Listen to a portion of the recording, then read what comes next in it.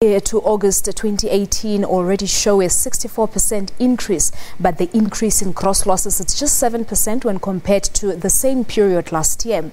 We look at these and how to not fall prey to such scam, and we are now joined in our studios in Johannesburg by Kalyani Pillay, who's Sabric CEO. Good afternoon to you. Thank you so much for coming through. Good afternoon, Palisa. Now, I was looking at the numbers earlier on, and it actually made me realize that as much as technology is very convenient for the many of us who are lazy to go inside the bank, but it looks like, we are forever at risk. Unfortunately, banks have tried to make banking as easy and accessible for people as possible. Like you say, we don't have to go into a bank branch. But unfortunately, criminals will always look for every opportunity. I mean, even if people do go to a bank branch, then there's a possibility that they'd be robbed when they're leaving or on their way there. So we certainly have seen quite an increase, as you've seen from the statistics, quite worrying stats as well. And the one thing I think that's really important to know is that the platform itself is not the problem. So the banking app, mobile banking, online, the platforms are not the problem. What's happened is that criminals have actually gotten hold of people's personal and confidential information, and they use that information on these particular platforms to purport or to pretend as if they are that particular bank customer, and of course steal this information. So we saying to bank customers, and of course we say this all the time, people need to really be vigilant about how they look after their personal information. It's true. The banks also have a responsibility in terms of looking after their clients from their side. But in terms of individuals, a lot of the risk lies with us. And so, people should be very wary of phishing emails. Of course, when I say phishing emails, I'm talking about mails that come through purporting to be from either the bank or some reputable company.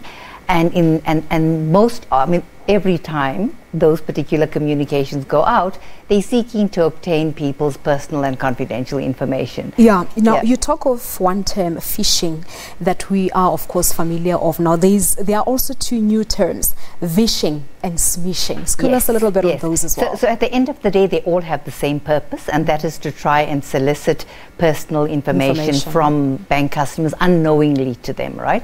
So smishing is is an SMS that you receive purporting to do the same thing, and most often contains a link that when you click on it will actually load malware or spyware on your particular device. Phishing with a V, I always say to people it's easier to remember voice. So it's a phone call. It's when they call you and try to obtain that information. You might also hear two other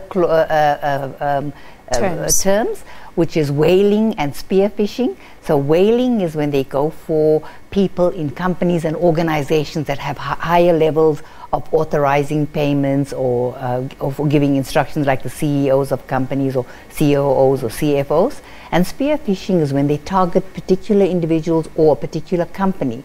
So the communications become very smart in terms of how it's communicated. It makes you believe that it's coming from that particular person. They also spoof emails. So what that actually means is that you may think you're getting an email from a particular person or a person in a company, but they may change just one alphabet or one number in the email address, and we don't realize it because we don't look so carefully. So we're alerting people to all of this, but time is always so tight, so you never have time to share all of it, which of course people can find on our website. It certainly is very worrying to see that these criminals are always a step ahead of us as consumers. Let's just talk a little bit about this cloning of cards. We do know that has been a problem for many years. I think a week ago a colleague of ours as well went to an ATM and she withdrew money, and immediately after that, on her way to work, she received an SMS that money has been taken out of her account. So this is still happening. You see, unfortunately, what's happened is that cloning of bank cards, the counterfeit cards, was actually very common. But we've seen quite a decline in that particular crime type, that particular modus operandi. And the reason for that is because banks have actually put in another level of security, and that is by having chip and pin on a card. So South African bank cards, almost all of the banks, in fact I think I can say all of our banks, have already rolled out EMV compliant cards to all of their customers, and that now requires a PIN number. I mean, when you use your bank card, you're required to put in a PIN. So if a card is cloned, the person can't use that card unless they're in possession of the PIN.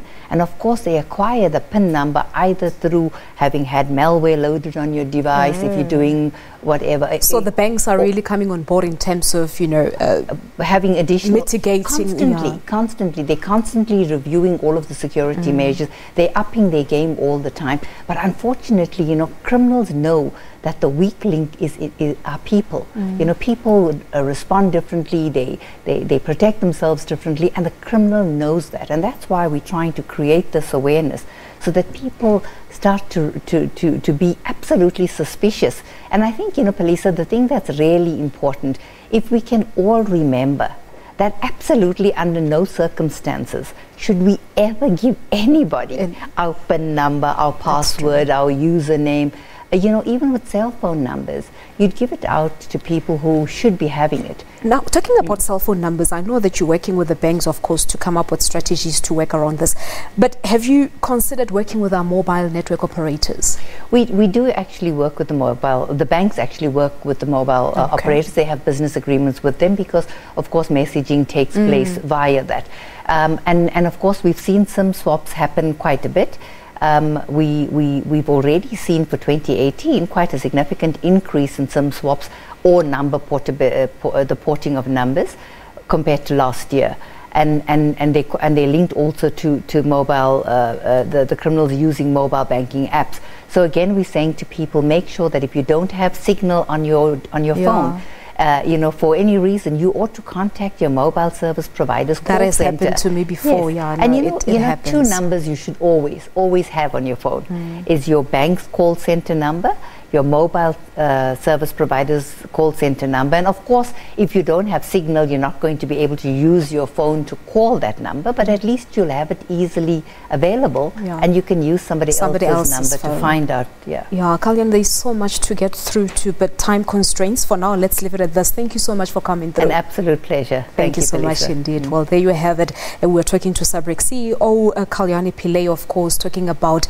their inaugural digital banking crime statistics, of course, which show that they've actually gone up as compared to the previous years, but you need to be on the lookout for such things.